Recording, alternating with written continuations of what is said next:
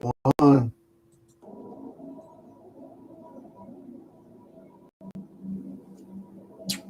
What's up, Soup? Hey, Silver.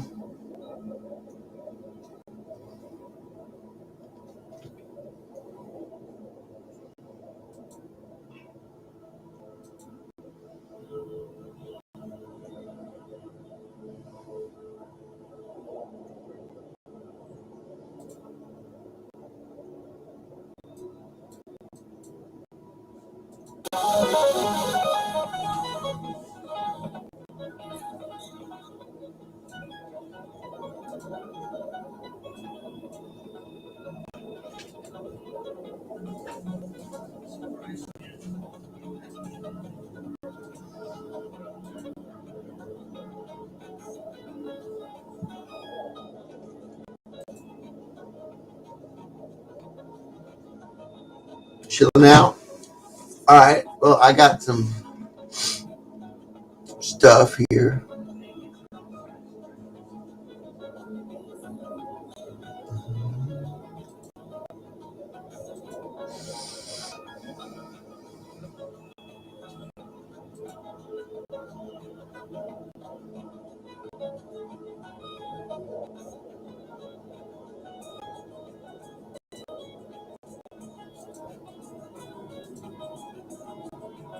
Hello, folks. I'm going to address a simple layman subject. We all had in our lives leeches, like people who come, dump the stories of their lives on you, and then buy. People who want to take your time just to take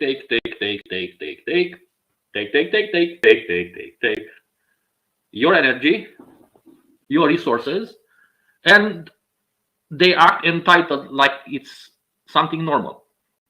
What happens is they don't know how to deal with their own baggage, their own residual energies. And because their subconscious mind, if you are a spiritual worker, if you work with yourself much, then of course your aura becomes bigger, stronger, and the subconscious mind of the people that are usually spiritual leeches tends to pick up on your energy. And then their subconscious mind and their inner shadow whispers to them, hey, this is a guy that I can dump my shit on. And usually they come to you as with big portraits, with big attitudes of self-victimization. And they prey on your sense of compassion. They prey on your sense of mercy. And they want you to listen. It's not about that they need real advice. First, they are not opened to pay to any advice. That they don't even search for spiritual advice. That's just a cover-up. So the fact that they come for advice without giving anything in return is just a spiritual cover-up. What they really want is just to dump on you their karmic baggage. And what happens is, if you are a spiritual worker and if your aura is strong, if your energy is powerful, but you still have not learned how to deal with spiritual leeches, what happens is, if you react to their self-victimization, exaggerated stories, because you strengthen that reality, and you open a door in your aura for them to dump their shit on you. Because a spiritual vampire, there are many of these people nowadays. They don't even know they are so. You cannot even judge them, to be honest. But you need to set healthy limitations. Hello, this is my time. My time is my time. Now you have come to me. How can I help you? What you don't even need to say that they need to give something in return. A simple thank you will not do. The idea is they cannot deal with their own stuff, and they want someone that will confirm their victimhood, inside the image of the victimhood that they have about themselves. They keep themselves in limbo with the same negative cycles of thinking and emotion. And if you stay there and listen to them, you're not actually helping. What you're doing is strengthening the limbo, strengthening their negative cycles and emotions. So, if someone wants a change, true change in their lives and they come to you to ask for help, what they will do is give something in return and give signs that they are able to give something in return. This is the idea. But if someone comes to you, takes huge chunks of your time, doesn't give the slightest signal that they will give something in return, take care, my friends. That is a predator. That is predatory attitude.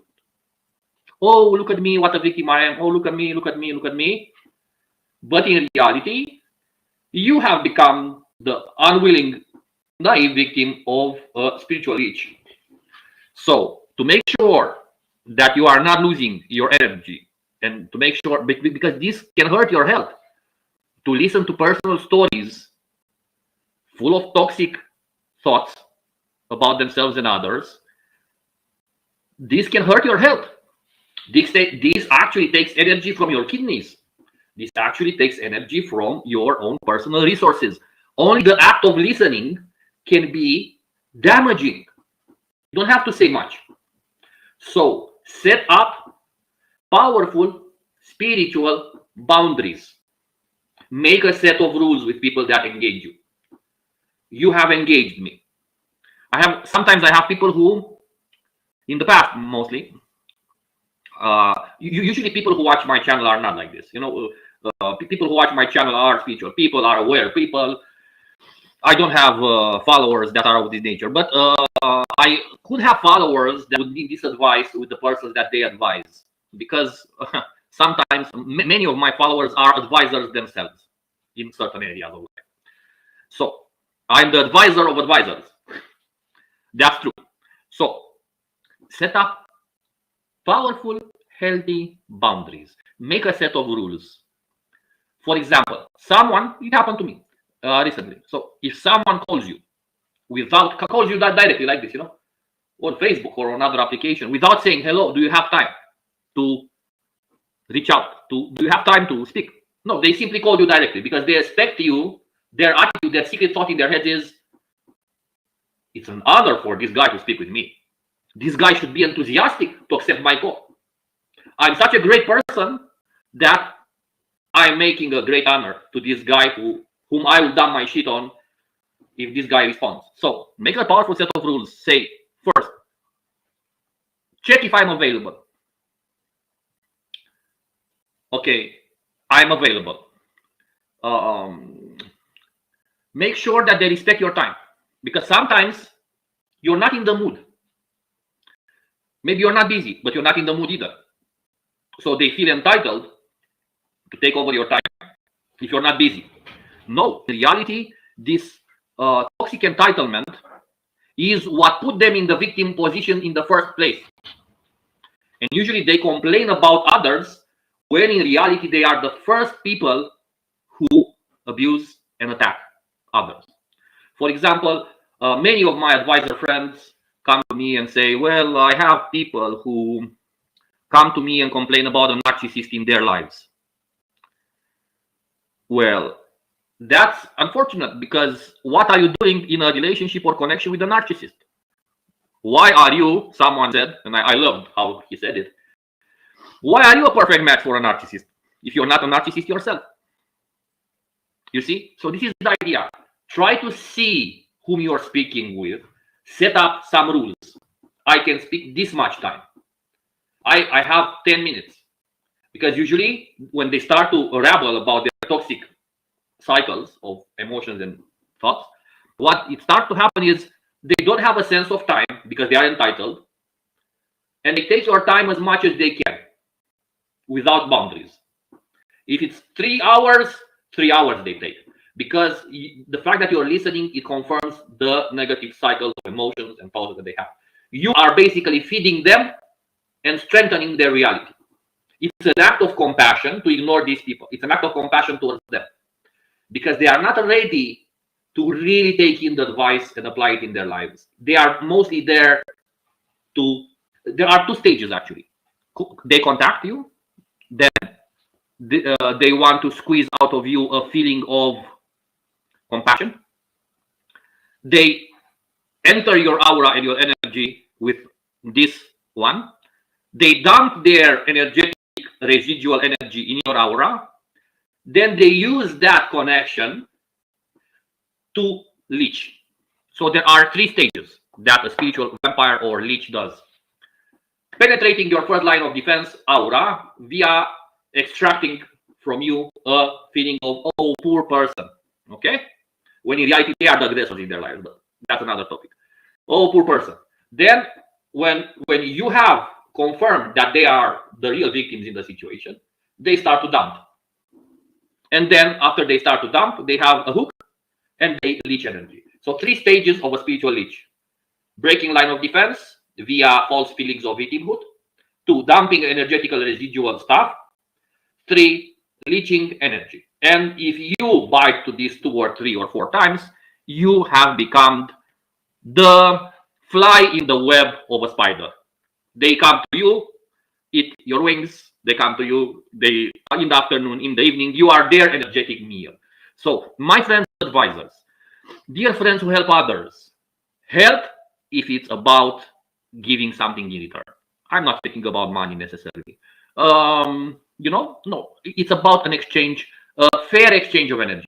I'm not saying there aren't exceptions. Some people really need help, but the people that really need help have a more humble attitude and they do not act entitled.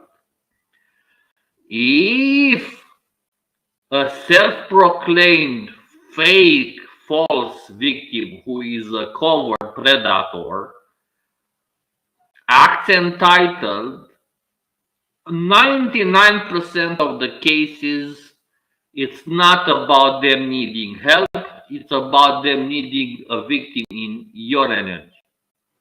So with this being said, I hope you took it all in. I hope these advices and this, let's say, my view on things will help some other people who help people help themselves to not be abused in the relationship of advised and advisor. Okay, so take it all in. Hope you enjoyed this small video. Have a good day.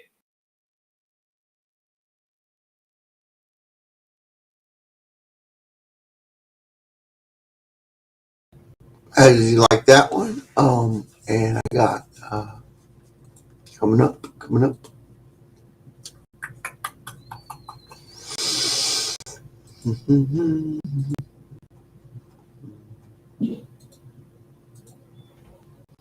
Hello folks, today I'm gonna present to you the Alduna system of Johannes Breuer's. It is a system of alchemy with runes. It is the only system of alchemy with runes that is coherent, has a beginning, a middle, and an end practice, has grades of initiation, and at every grade of initiation there are certain practices, runes, alchemical stages. The Alduruna system, Alduruna means noble rune. It can be also connected with Baldur. Aldu, noble, brave. In this system, the practitioner aims to obtain the tincture, the philosopher's stone, or in the Nordic equivalent, the mead of poesy. So, this is a purely alchemical system. It does involve numerology. From my experience with it, it is the only Nordic system that has deep numerological, multi-layered knowledge. So this system is not for the faint of heart. Those that want to learn runes just to do magic or sorcery will find it hard here. But those that want to attain enlightenment, high states of knowledge and union with the divine, using the runes, using the Indo-European background that Johannes Breuer had access to as an archivist for so many years at the court of his king there, he had access to all the knowledge of the world in those archives. And it really shows from his manuscripts. So what we are doing right now, I would say many have attempted, or at least 2 or 3 persons, important persons in the field of occultism in the modern day, have attempted to put his system to practice, but they have failed because Bureau's system doesn't actually rhyme with dark magic. So the persons who attempted to revive his system do not have a problem working with demonic energies or qliphothic energy and stuff like this. We, on the other hand, are only about alchemy, perfecting our character, and reaching a high state of knowledge. There is a lot of practice to be done. There is a lot of research ongoing right now. Still, even with this a lot of research that is still ongoing, we are welcoming in our ranks people who are interested to practice alchemy together.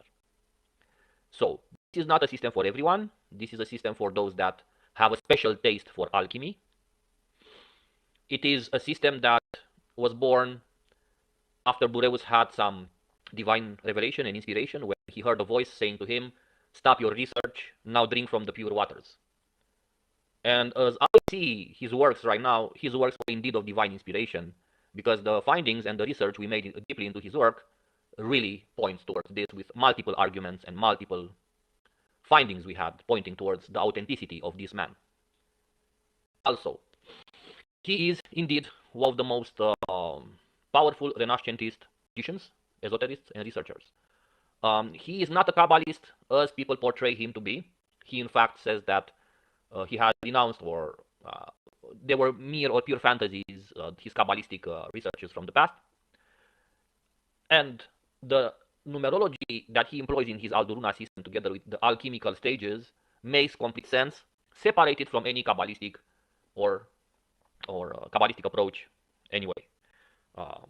So, if you are interested, if you are serious, if you want to learn more about this system and actually have a shot at alchemy with runes, and you really feel a deep calling, a real calling towards this, be my guest, write me in the comments, and I will guide you towards our steps.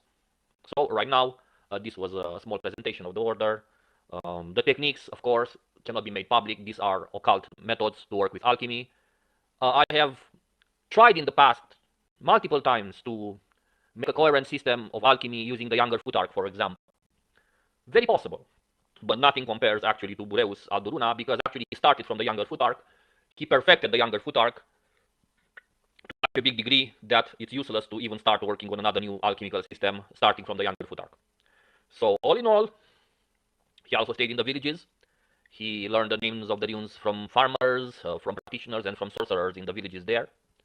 He went around the city and around the fields and the mountains for years in search for rune stones. His works are full of his findings. We have seen them. So it's a really deep, authentic system. More cannot be said, let's say, in public. Alchemy, it's an occult process, and I hope you understand. But if you are really interested, and if you are a real serious seeker, and if you are proactive, and if you have a thirst for knowledge, and if you can be active, we do not need lethargic people. We need people that are proactive, ask questions, do active research with us. We are providing material and resources for this. I'm an experienced practitioner, so I can guide people easily into this process. So honestly, now I do not expect too many people to come. It's like I said, not for everyone, but still would be lovely to have some additional helping hands, some people who really want to learn more. So here you will be taught, and you will also research with us, hand in hand, elbow to elbow. This is very important. So that being said, please leave a comment if you are interested.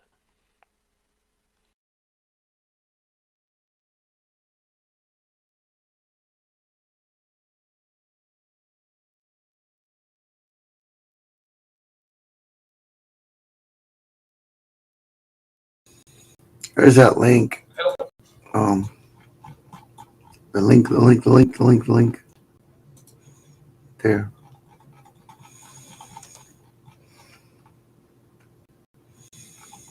Oh, I'm not getting drunk. I'm drinking it for the wormwood and the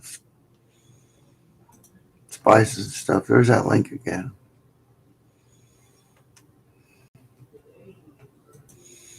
Yeah, creatively. We're going to give it some creative some creative.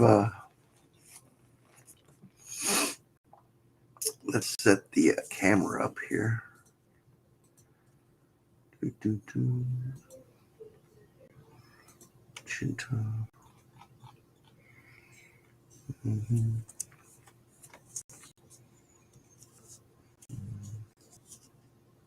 How you guys doing tonight? All right, doing okay.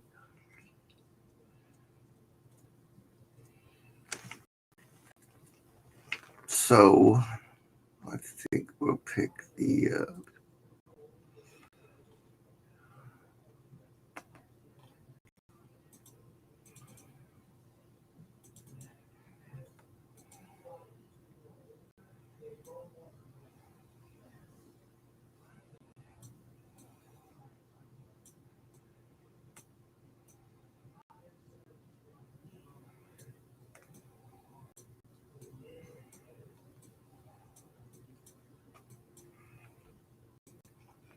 Okay.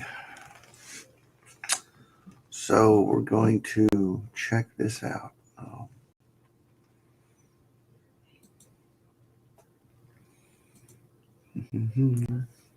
Oh, I forgot here.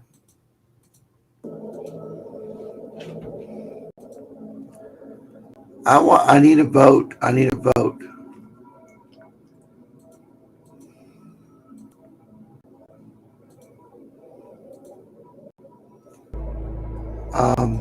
Is this girl hot?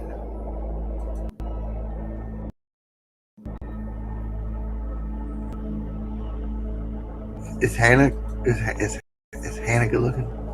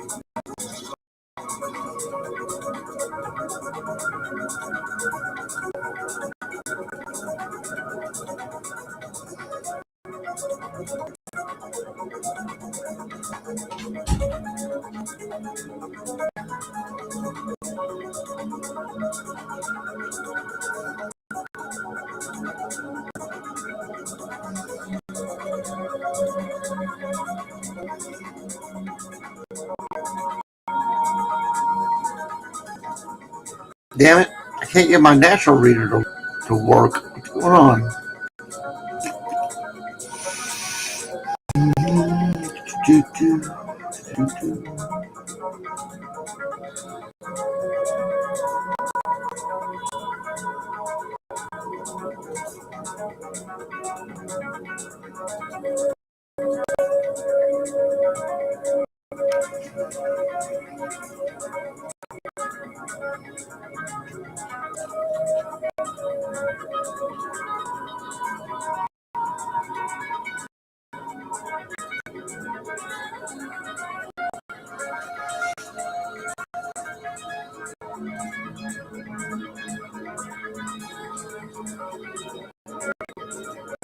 Had it working earlier.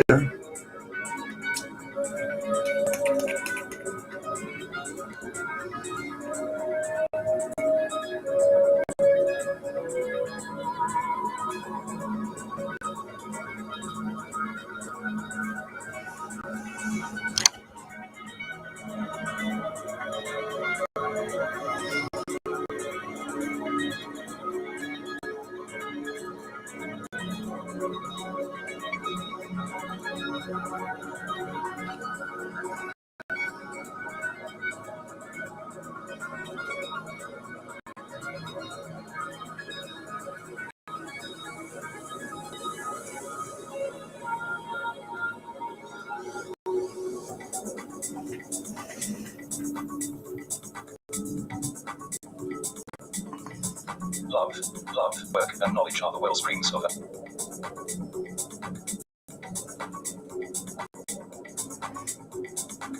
When Greek wrote L.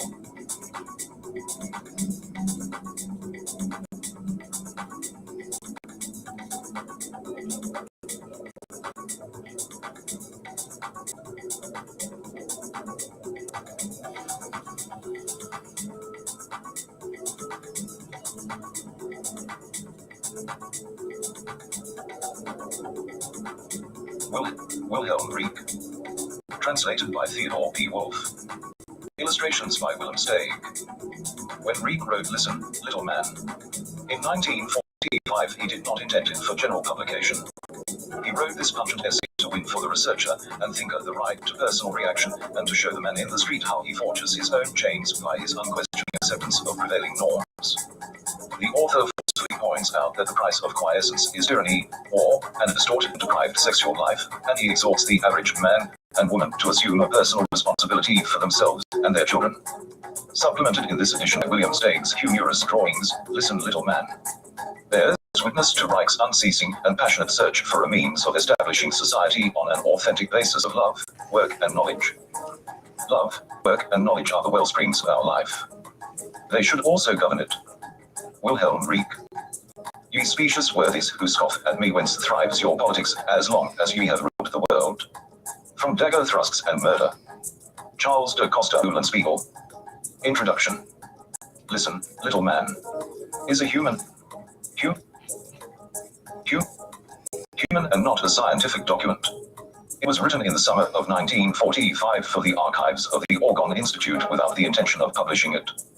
It was the result of the inner storms and conflicts of a natural scientist and physician who watched, over decades, first naively, then with amazement, and finally with horror, what the little man in the street does to himself, how he suffers and rebels, how he esteems his enemies and murders his friends, how, wherever he gains power as a representative of the people, he misuses this power and makes it into something more cruel than the power which previously he had to suffer at the hands of individual sadists of the upper classes. This talk to the little man was the quiet answer to gossip and defamation. For decades, the emotional plague has tried again and again to kill all research, note well, not to prove it incorrect, but to kill it by defamation. All research carries a very heavy responsibility for human life and health. The fact justifies the publication of this talk or a historical document. It seems necessary for the man in the street to learn what goes on in a scientific workshop, and also to learn what he looks like to an experienced psychiatrist. He must learn to know reality, which alone can counteract his disastrous craving for authority. He must be told clearly what responsibility he carries, whether he works, loves, hates, or gossips. He must learn how he becomes a fascist, be it the black or red variety. He who fights for the safeguarding of the living and the protection of our children must needs be against the red as well as the black fascist. Not because today the red fascist, like the black fascist before him, has a murderous ideology, but because he turns lively and healthy children into cripples, robots, and moral idiots, because with him, the state comes before right, the lie before truth, war before life, because the child, and the safeguarding of the living in the child, remains our only hope. There is only one loyalty for the educator and physician, that to living in the child and the patient. If this loyalty is strictly adhered to, the great questions of foreign politics also find their simple solution. This talk does not imply that one should make a pattern of one's existence. It describes storms in the emotional life of a productive, happy individual. It does not want to convince or win anybody. It pictures experience as a painting pictures a thunderstorm. The reader is not asked to like it. He may read it or not. It does not contain any intentions or programs.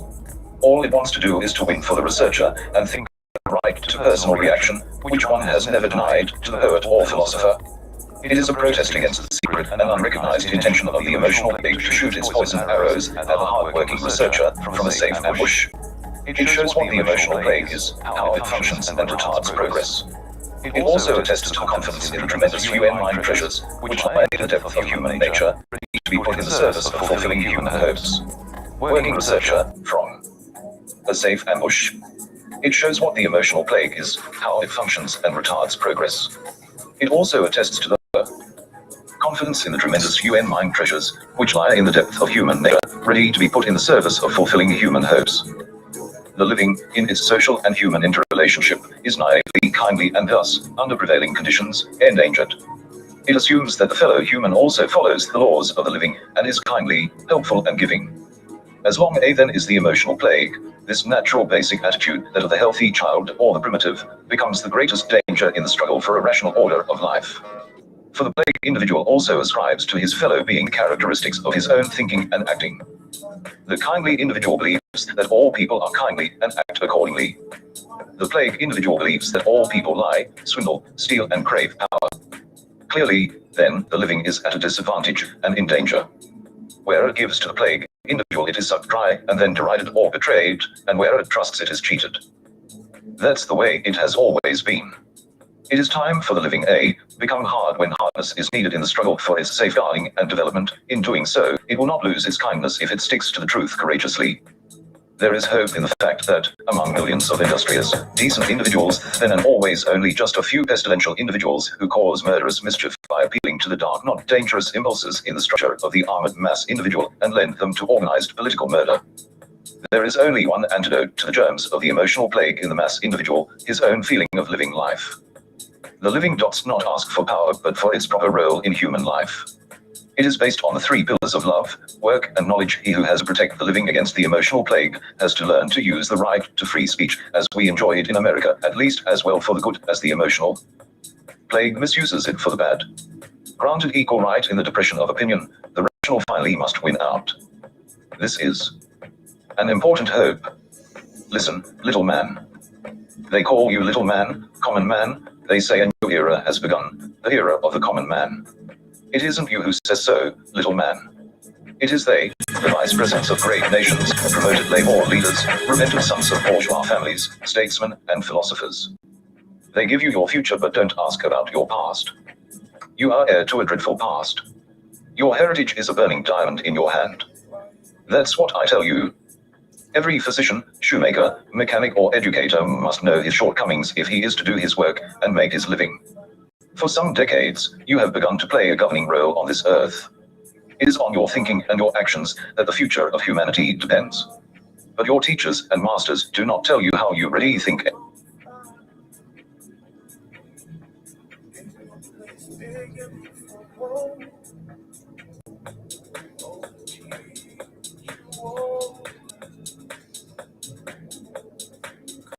Introduction. Introduction. Listen.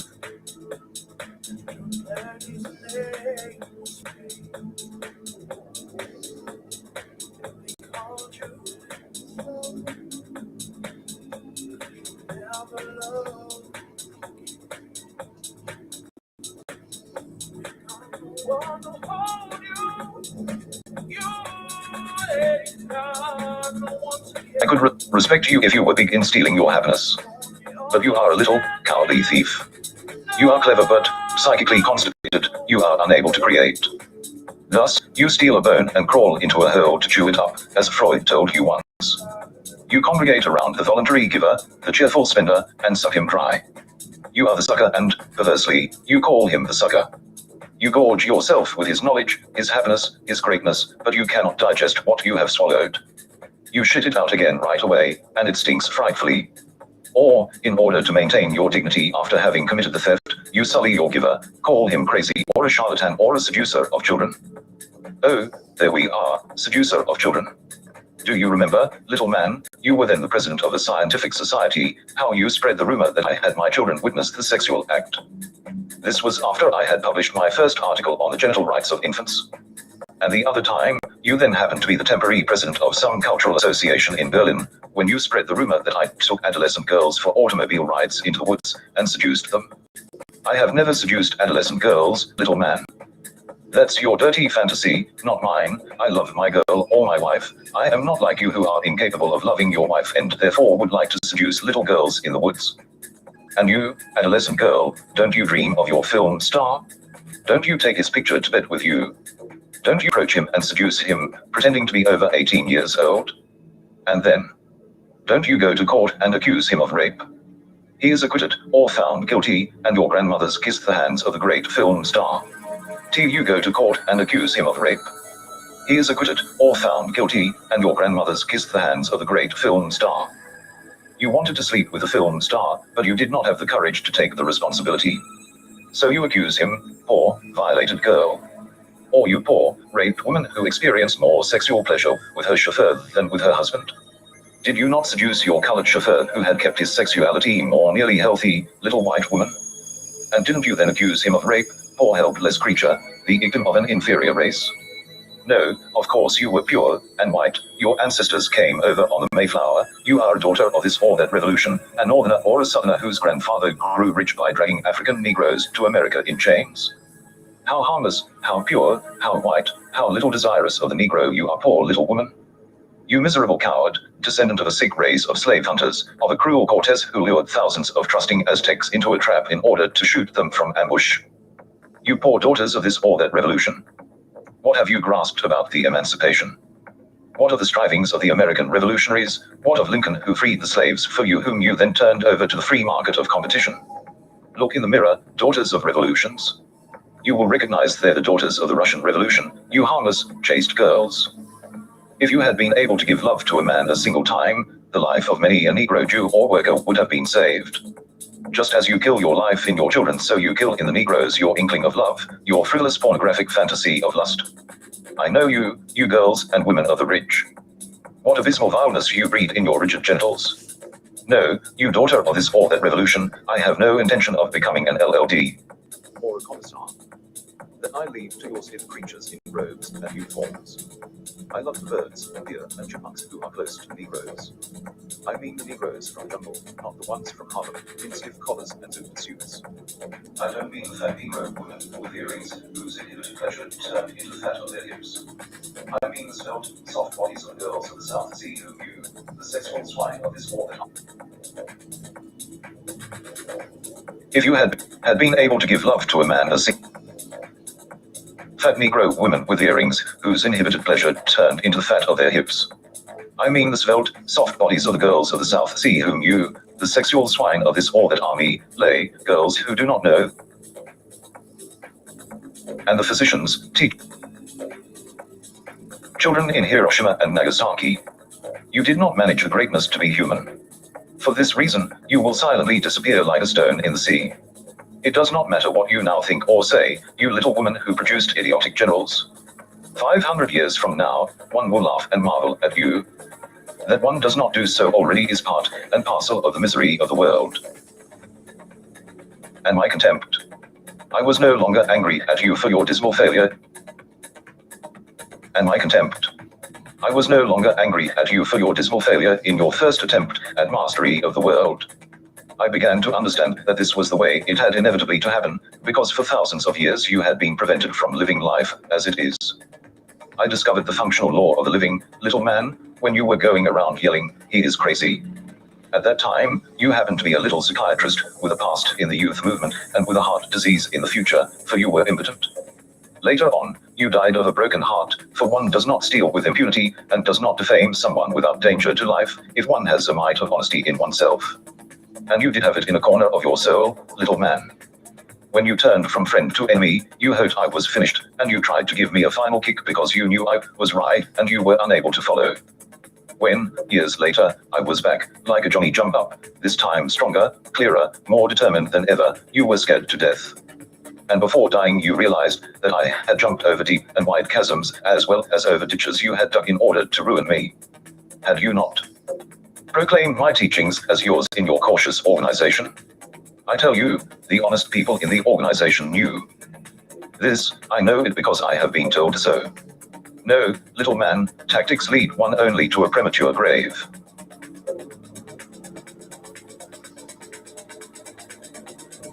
But what am I to do if I want to live for my work, and my wife, and my children, and then the Huns, or the Germans, or the Japanese, or the Russians, or whoever forces war on me? Must I not defend my home? You are right, little man. When the Hun of this or that nation attacks you, you will have to grab your rifle.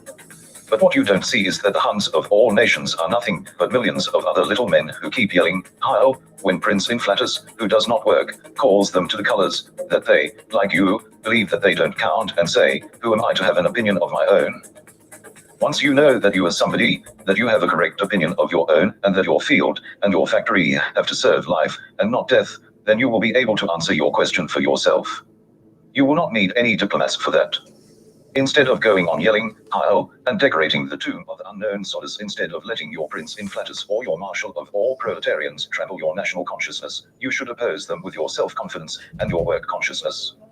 I know your unknown soldier well, little man. I got to know him when I fought in the Italian mountains. He is the same little man as you, who believed not to have an opinion of his own, and who said, "Who am I, anyhow?" You could get to know your brother, the little man in Japan, in China, in any Han country, and could let him know your correct opinion of your job as a worker, physician, farmer, father, or husband, and could convince him finally that all he has to do to make any war impossible is to adhere to his work and his love. Well and good. But now they have these atom bombs, and one of them is enough to kill hundreds of thousands of people.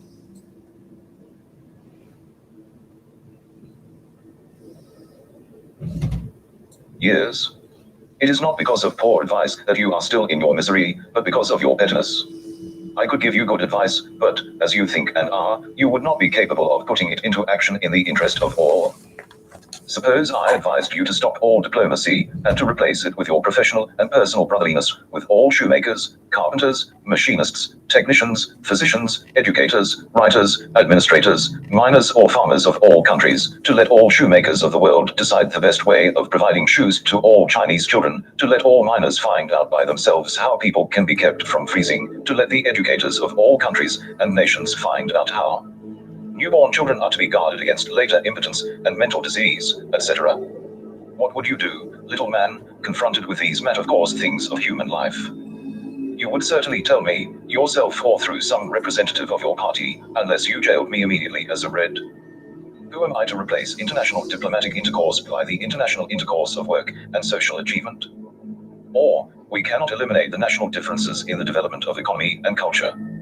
Or, do you want us to have truck with the fascist Germans, or Japanese, and with the communist Russians, and with the capitalist Americans? Or, I am interested, first of all, in my Russian, German, American, English, Jewish or Arabic fatherland. Or, I have plenty to do getting my own life in order and to get along with my tailors union. Let somebody else take care of the tailors of other nations. Or, don't listen to this capitalist, Bolshevik, fascist, Trotskyite, internationalist, sexualist, Jew, foreigner, intellectual, dreamer, utopian demagogue, crazy man, individualist, and anarchist. Don't you have any American, Russian, German, English, Jewish consciousness? You can be dead sure that you would use one of these slogans, or others, to get around your responsibility for human intercourse. End. Meadow in front of the house, with my wife. Back soon. End. Eluded them. And I hug my little son who asks me, Father, the sun has gone down. Where has it gone? Will it come back soon? And I tell him, yes son, it will be back soon to warm us. I have arrived at the conclusion of my talk to you, little man. There is ever so much more that I could tell you. But if you have read this talk attentively and honestly, you will discover yourself as the little man even in the places which I have not shown to you. For it's always the same quality which pervades all your petty actions and thoughts. Whatever you have done to me or will do to me in the future, whether you glorify me as a genius or put me in the mental institution, whether you adore me as your savior or hang me as a spy, sooner or later necessity will force you to comprehend that I have discovered the laws of the living and handed you the tool with which to govern your life, with a conscious goal, as heretofore you were able only to govern machines. I have been a faithful engineer of your organism. Your grandchildren will follow in my footsteps and will be good engineers of human nature. I have disclosed to you the infinitely vast field of the living in you, of your cosmic nature. That is my great reward. The dictators and tyrants, the slyboots and the venomous, the dung beetles and the coyotes will suffer what an old sage once predicted. I planted the seed of holy words in this world. When long since the palm tree will have died, the rock decayed, when long since the shining monarchs have been blown away like rotted leaves, through every deluge 1,000 arcs will carry my word, it will prevail.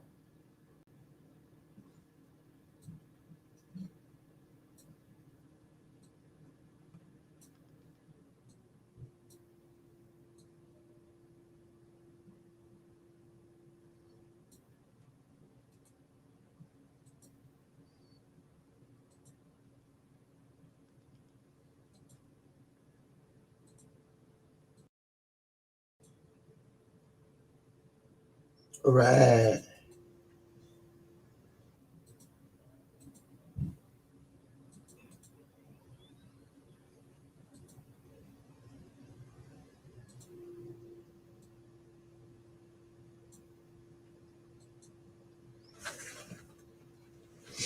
Listen, Little Man by William Reich. I still got people left in here. Didn't jump ship. Anyway, we've got some other news here.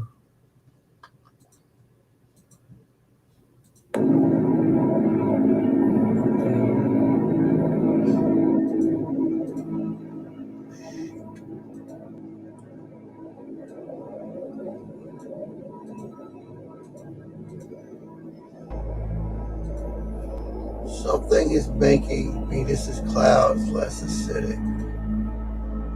We're going to go explore Venus. There's one of those.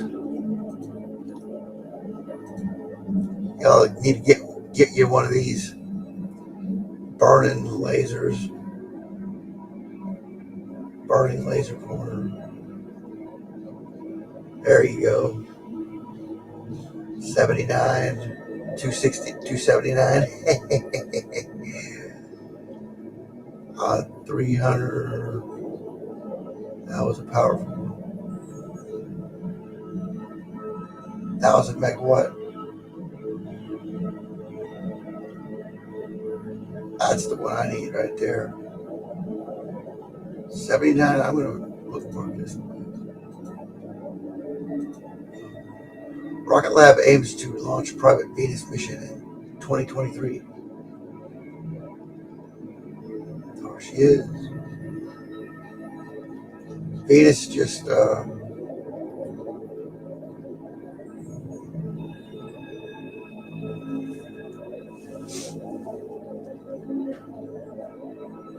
shit, we're not watching the commercial.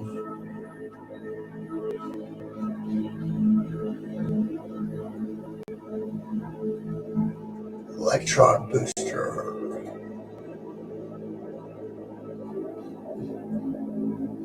Rocket Lab's Electron rocket.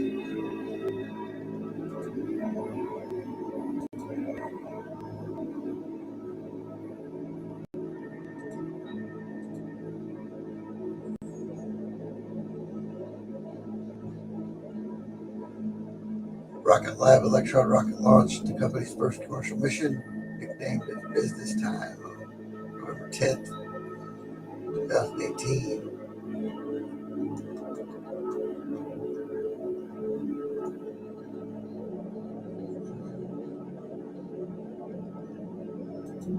CubeSats, tiny payloads, huge benefits for space research.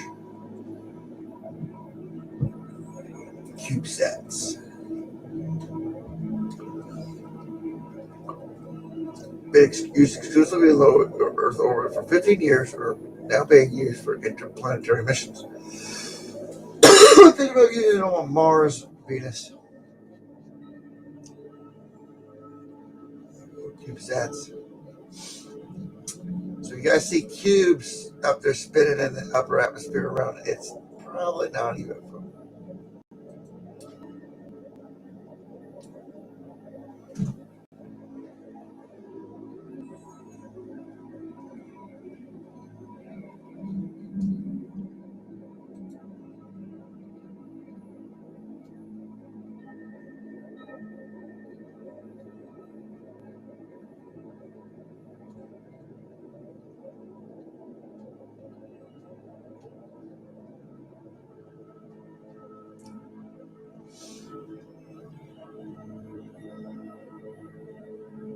Dogs got a touchdown.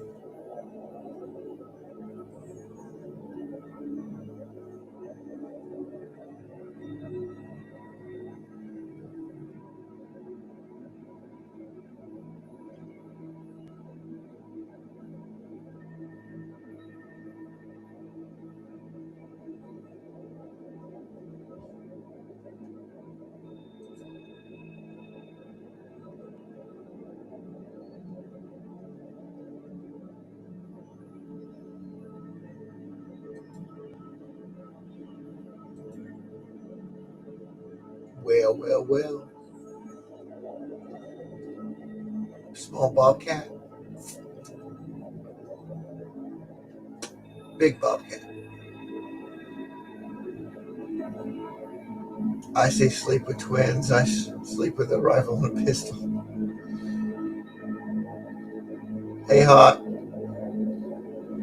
Hey, HRC. Psychonaut Portal. Joey. Let's see here. Let's see.